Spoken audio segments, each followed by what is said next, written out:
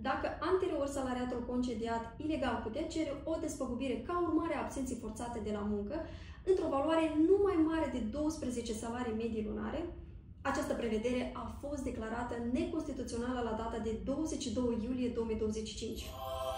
Amin.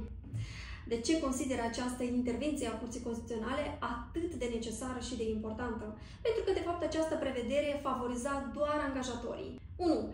Care erau încurajați să concedieze ilegal salariatul pentru că putea să-și evalueze riscurile acestei concedieri ilegale. Cât o să mă coste pe mine această concediere ilegală? 12 salarii medii lunare ale angajatului meu. 2. Fiindcă această prevedere de fapt impunea o limitare nejustificată a întinderii răspunderii angajatorului. Și 3.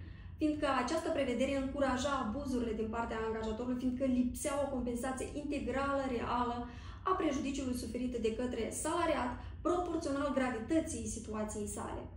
Dar această prevedere a fost declarată neconstituțională, reiterez acest lucru, la data de 22 iulie 2025. Dar până la modificarea legii de către Parlament, instanțele judecătorești vor stabili mărimea acestei despăgubiri în funcție de prejudiciul efectiv suportat de către salariat ca urmare a absenței forțate de la muncă.